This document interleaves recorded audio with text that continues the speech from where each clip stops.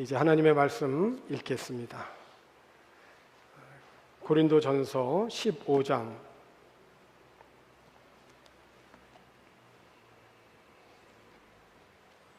고린도전서 15장 12절부터 19절까지 저하고 한 절씩 교독하여서 읽겠습니다. 19절은 같이 읽겠습니다. 그리스도께서 죽은 자 가운데서 다시 살아나셨다 전파되었거늘 너희 중에서 어떤 사람들은 어찌하여 죽은 자 가운데에서 부활이 없다 하느냐.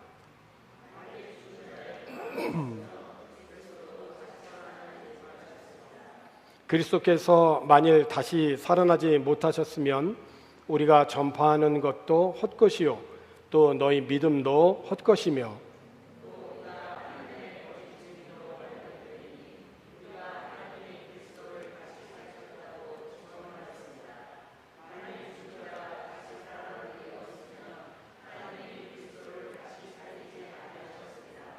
만일 죽은 자가 다시 살아나는 일이 없으면 그리스도도 다시 살아나신 일이 없었을 터이요.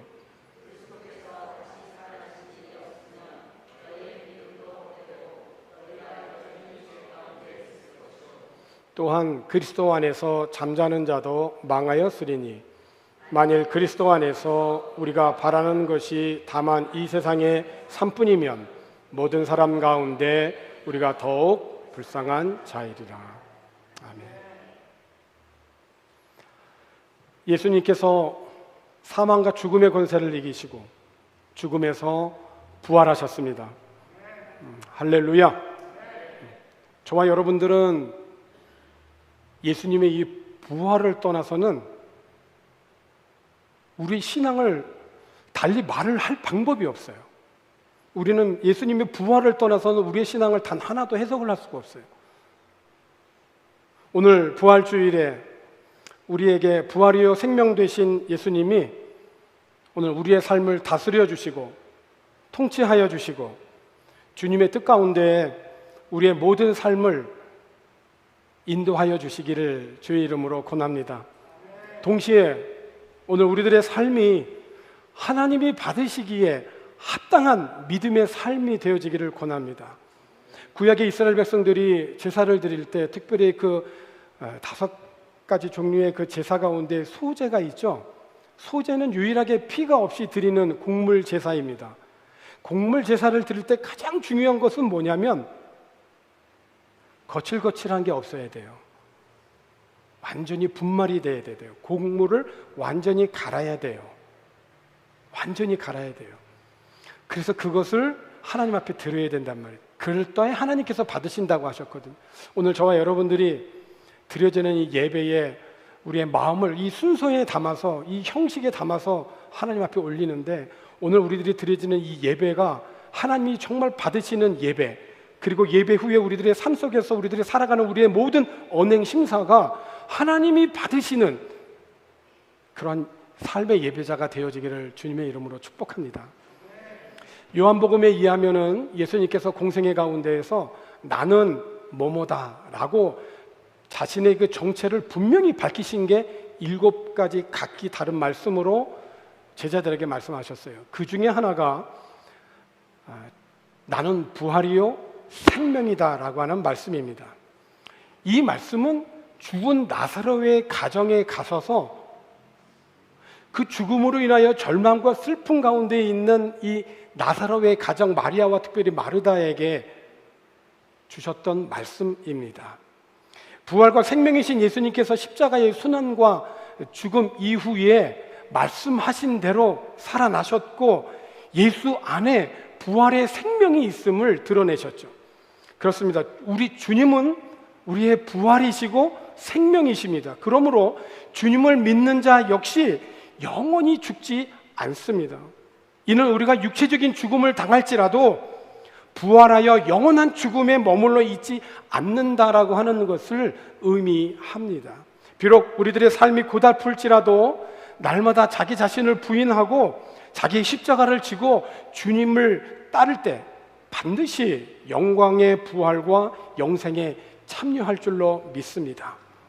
사랑하는 나사로의 죽음으로 인하여 큰 슬픔에 빠진 마르다에게 나는 부활이요 생명이니 나를 믿는 자는 죽어도 살겠고 무릇 살아서 나를 믿는 자는 영원히 죽지 아니하리니 라고 말씀하시면서 이것을 내가 믿느냐 라고 말씀하셨어요. 이것을 내가 믿느냐, 부활에 있는 것을 제가 압니다. 예, 제가 압니다 라고 계속해서 대답했던 이 마르다에게 예수님은 내가 믿느냐라고 말씀하셨는데, 그 예수님께서 오늘 저와 여러분들에게 오셔서 똑같이 물어보신다면, 나는 부활이요 생명이니 나를 믿는 자는 죽어도 살겠고 무릇 살아서 나를 믿는 자는 영원히 죽지 아니하리니 이것을 내가 믿느냐라고 주님이 지금 나에게 물어보신다면 오늘 여러분들은 어떻게 반응하시겠습니까? 부활 생명을 믿는 믿음으로 아멘이십니까? 오늘 본문에 있는 말씀을 보면은 그리스도께서 죽은 자 가운데서 다시 살아나셨다라고 전파되었지만 어떤 사람들은 부활 같은 것은 없다라고 말하는 사람들이 고린도 교회 안에 있었습니다. 당시 그리스도인들은 예수님의 부활을 믿는 자들이 믿어서 신자가 된 사람들이거든요. 그런데 고린도 교회 안에는 믿는 자들이 부활을 한다는 사실을 부정하는 자들이 있었고, 그렇게 말하도록 내버려둔 이 상황에 대해서 사도 바울은 오늘 본문을 통하여서 예수님의 부활을 다시 한번 전파하였던 것입니다. 바울은 죽은 자들이 부활하는 일이 없으면 하나님도 그리스도를 다시 살리지 않으셨을 거라는 그런 논증으로 그들의 부정을 배격을 하였습니다. 그렇습니다. 우리가 그리스도의 부활을 믿는다면, 그렇다면 또한 신자들의 부활도 믿어야 됩니다. 그러니까 성경의 한 부분만을 받아들이지 말고 전체를 받아들이십시오. 그리스도는 부활했지만 나는 아닐 거야, 또는 그는 승리했지만 내게도 똑같은 기적이 일어나지는 않을 거다 라는 이런 선입견과 제한된 믿음으로 그리스도와 나를 분리하거나 그리스도의 능력을 제한해서는 안 된다는 말씀입니다. 바울의 복음 선포와 믿음의 핵심은 오직 그리스도와의 부활이었습니다. 그리스도의 부활이었어요. 그래서 바울은 심지어 강조합니다. 그리스도의 부활이 없으면 사도들이 지금까지 교회에서 성도들에게 전한 모든 것은 교묘한 속임수에 불과하고, 고린도 교회 성도들 역시 목숨을 걸고 붙잡은 것 모든 것이 다 교묘한 속임수가 된 것이라고 그렇게 말을 하죠. 오늘 본문 14절에 있는 말씀입니다. 그리스도께서 만일 다시 살아나지 못하셨으면 우리가 전파하는 것도 헛것이요 또 너희 믿음도 헛것이다. 뿐만 아니라 부활이 없다면 우리는 하나님에 대해서 뻔뻔한 거짓말을 늘여놓는 죄를 범하는 셈이 되고, 하나님께서 그리스도를 다시 살리셨다라고 증언한 사도들의 증언도 순전히 거짓말이 된다는 거죠. 오늘 본문 15절에 있는 말씀이죠. 또 우리가 하나님의 거짓 증인으로 발견되리니 우리가 하나님이 그리스도를 다시 살리셨다고 증언하였습니다. 바울은 다시 한번 강력하게 강조를 합니다. 본문 17절에 있는 말씀에서 그리스도께서 다시 살아나신 일이 없으면 너희의 믿음도 헛되고 너희가 여전히 죄 가운데 있을 것이라. 인간의 삶 속에 왜 죽음이라고 하는 것이 들어왔습니까?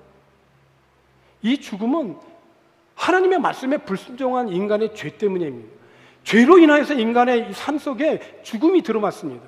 인간의 역사 속에서 이 죽음을 극복한 사람은 아무도 없습니다. 나사로 다시 살아났죠. 그러나 다시 죽었잖아요. 재생한 거죠. 부활이 아니죠. 부활의 그냥 하나의 예표일 뿐이죠.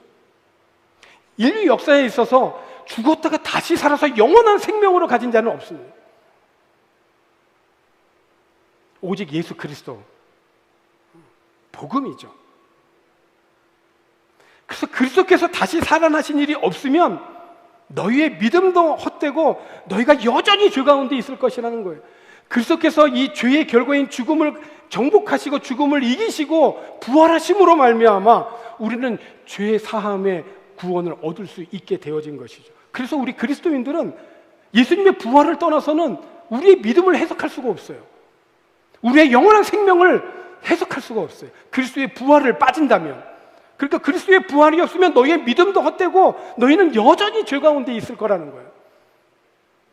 그렇습니다. 우리가 그리스도에게서 얻는 것이 이 땅에서 잠시 동안 누리는 어떤 작은 감동이 전부라면 우리는 정말로 가엾은 사람일 것입니다. 세상에서 가장 불쌍한 사람은 현세에 매여서 사는 그런 이름만 신자인 사람이죠. 마치 맞지 않는 옷을 입고 쩔쩔매는 사람처럼 항상 갈등하며 괴로워합니다. 그러나 여러분, 진실은 이것입니다. 그리스도께서 다시 살아나셔서 장차 무덤을 떠나 수많은 사람들의 첫 열매가 되신 것입니다.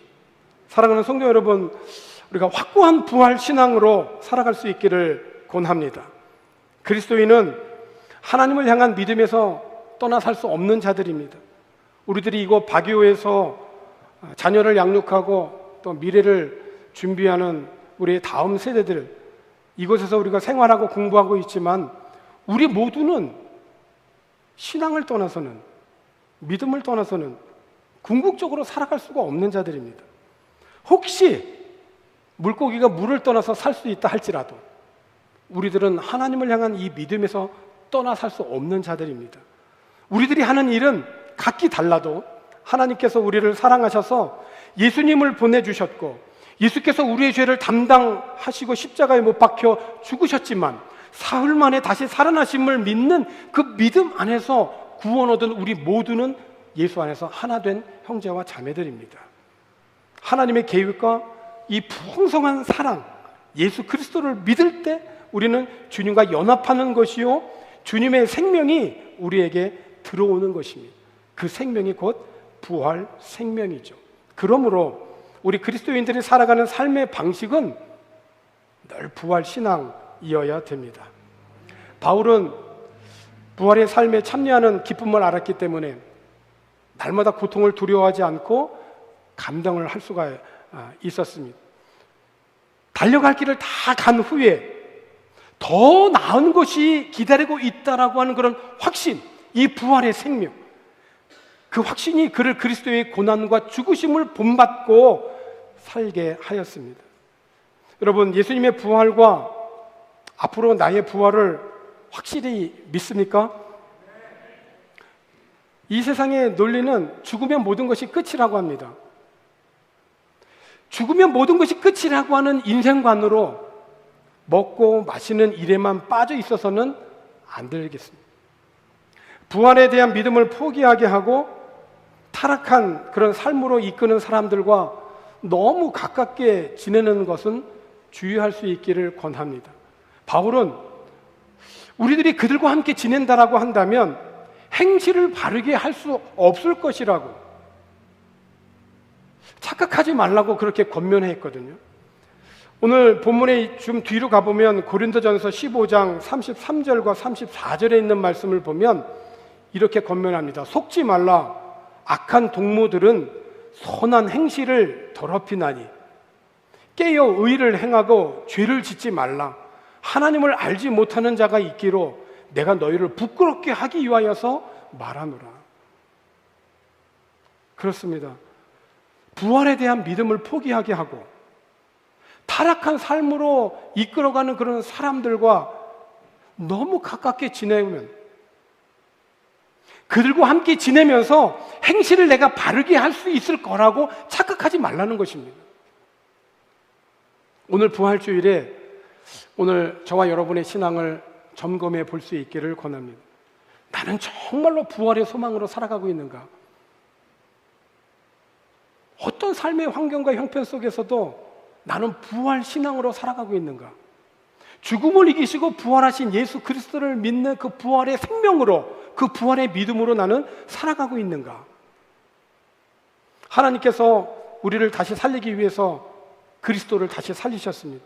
하나님이 그리스도를 다시 살리지 않으셨다면 우리는 죄를 용서받지 못했을 뿐만 아니라 여전히 죄 가운데 있어서 결국 영원한 멸망으로 들어갔을 것입니다. 그러나 하나님께서는 그리스도를 다시 살리심으로 우리의 과거와 현재와 미래를 새롭게 바꾸셨습니다. 그러므로 오늘 우리의 삶과 신앙이 전적으로 부활하신 그리스도와 연합하지 않으면 우리의 삶은 비참하게 무너지고 말 것이에요. 살아가는 삶의 모든 방식이 언제나 부활신앙일 수 있기를 권합니다. 삶의 방식이 부활신앙이라고 하는 이 삶의 방식이란 뭘까요? 바울이 순교를 직감하고 마지막으로 남긴 그 서신서를 보면 그가 어떻게 부활신앙으로 살아왔는지를 알 수 있어요. 디모데후서 4장 6절과 8절에 있는 말씀을 보면 그의 부활신앙, 그의 삶의 방식을 우리가 알 수 있어요. 디모데후서 4장 6절과 8절입니다. 전제와 같이 내가 벌써 부어지고, 그러니까 전제라고 하는 것은 마지막으로 제물을 드릴 때 그 위에 그 제물 위에 붓는 거예요. 이게 마지막이라는 거예요. 정말 마지막에 그 마지막인 거예요. 전제와 같이 내가 벌써 부어지고 나의 떠날 시각이 가까웠도다. 현재죠? 그리고 이제 과거를 돌아보는 겁니다. 7절에 나는 선한 싸움을 싸우고 나의 달려갈 길을 마치고 믿음을 지켰으니. 과거로부터 현재죠? 그리고 이제 미래입니다. 8절 이제 후로는 나를 위하여 의의 면류관이 예비되었으므로 주 곧 의로우신 재판장이 그날에 내게 주실 것이며 내게만 아니라 주의 나타심을 사모하는 모든 자, 오늘 저와 여러분이죠. 모든 자에게도 살아가는 삶의 방식이 언제나 부활신앙이라고 하는 것은 그러니까 사도 바울을 통해서 두 가지인 것을 우리가 발견하게 됩니다. 하나는 뭐냐면 첫 번째, 하나님은 의로운 재판장이심을 확신하는 것입니다. 하나님의 심판은 악인의 길을 망하게 하실 뿐만이 아니라 동시에 의인의 길은 인정하심을 믿는 것입니다. 그러니까 선한 일을 행한 자는 생명의 부활로, 악한 일을 행한 자는 심판의 부활로 나오리라고 주님이 요한복음에서 말씀하셨어요. 그러니까 하나님은 결코 자기 백성의 수고와 헌신을 잊지 않으십니다. 저는 이렇게 박교회에서 목회하면서 한 성도님의 그 탄식과 그리고 그 기도의 제목을 지금도 잊을 수가 없어요. 그 어려운 그 삶의 그 환경 속에서 그런 고백을 했어요. 어떻게 하든지 자기가 그 많은 유혹 속에서도 하나님의 뜻대로 살려고 했다고, 정말 하나님의 뜻대로 살려고 노력을 했다고. 그렇습니다. 하나님은 결코 자기 백성의 수고와 헌신을 잊지 아니하십니다. 그러니까 주님의 나타나심을 바라보면서 이 세상의 악과 고군분투한 모든 성도들에게 승리와 영광의 상징인 의의 면류관, 하나님과 나와 바른 관계를 통해서 맺어진 그 상징으로 하나의 의의 면류관을 주심을 믿는 그 믿는 믿음이 곧 부활신앙인 것이죠. 저와 여러분 모두 다 궁극적인 삶의 소망은 하나님에게 있음을 믿습니다. 하나님은 우리의 의로운 재판장이십니다. 두 번째는 부족한 나를 불러주신 하나님의 은혜를 우리가 늘 기억하는 겁니다. 그리고 주님이 나를 사랑하신 그 은혜를 힘입어 믿음으로 지금 주어진 삶의 현장 속에서 선한 싸움을 싸우는 것입니다. 부활의 첫 증인이 되었던 여인들처럼 예수님을 만나고 그 갈릴리에서부터, 그리고 십자가의 그 고난의 현장 속에서 대부분의 다 제자들이 다 뿔뿔이 흩어진 가운데에서도 그 십자가 고난의 아래에서 끝까지 예수님을 따랐던 그 여인들, 그리고 예수님의 장례를 위해서 끝까지 그 예수님의 무덤을까지 따라갔던 그 여인들, 그죠? 갈릴리에서부터 십자가에 이르기까지 끝까지 달려갈 길을 마쳤던 그 여인들, 죽음을 이기시고 부활하신 주님 안에 부활의 생명이 있음을 확신하고 하나님이 허락하신 내 인생의 끝에 하나님께서 의의 면류관을 예비하시고 기다리시는 부활의 그 예수 그리스도를 바라보며 살아가는 그 신앙이 곧 부활의 신앙이죠. 말씀을 맺고자 합니다. 예수님께서 십자가를 지시기 전에는 부활할 것을 여러 차례 말씀하셨어요. 또 십자가 후에는 부활하셔서 절망하는 제자들에게 죽도록 충성할 수 있는 새 힘을 주셨어요. 예수님을 부인하고 저주한 것으로 인하여 죄책에 깊이 신음하고 참회했던 그 통회하는 베드로에게 용서와 함께 새로운 사명을 주셨어요. 누가? 부활하신 주님이. 교회를 핍박했던, 그것이 하나님을 일을 위하는 것인 줄 알았던 그 교회에 핍박하던 그 사울을 오히려 예수 그리스도의 그 부활의 복음을 전하는 순교자 바울로 고치신 분은 부활하신 예수님이세요. 그래서 예수 그리스도의 그 복음이 들어가는 곳마다 사회는 변화가 되었고, 개인도 변화가 되었고, 나라도 변화가 되어진 것을 우리가 보게 됩니다. 그래서 저와 여러분, 그리고 인류 역사의 새로운 빛은 바로 예수 그리스도, 부활하신 예수님이십니다. 지금도 살아계신 예수님께서 오늘 우리들에게 오셔서 그분의 사랑과 평안과 위로와 지혜와 힘을 오늘 우리들에게 주시고자 원하십니다. 이제 우리들에게 초자연적인 그런 세계가 예수 그리스도의 부활로 말미암아 열렸습니다. 그분께 무릎 꿇고 부탁하십시다. 그분의 초자연적인 모든 권능으로 나의 몸과 지체들을 사용하여서 그분의 일을 이 세상에서 이루어내도록 나의 모든 삶의 방식은 부활신앙임을 선포하고 그런 삶으로 살아갈 수 있는 그런 저와 여러분 되어지기를 주의 이름으로 축원합니다. 기도하겠습니다. 부활하신 주님, 지금도 살아계신 주님, 하늘나라의 모든 권능을 가지고 우리를 찾아오신 주님, 우리가 살아가는 삶의 모든 방식이 언제나 부활신앙일 수 있도록 성령 하나님 인도하여 주옵소서. 그래서 주님의 권능으로 우리의 모든 삶을 사용하여 주옵소서. 부활하시고 성령을 우리에게 보내주셔서 복음의 증인으로 살게 해주신 그 예수님의 뜻을 본받고 우리의 마음에 새겨 아직도 예수님을 모르고 영혼으로 죽어가는 많은 영혼들에게 복음을 전하고 우리의 삶으로 복음을 전하는 그런 부활신앙으로 살아가는 우리 모두가 되게 하여 주시옵소서. 감사를 드리고 예수님의 이름으로 기도하옵나이다. 아멘.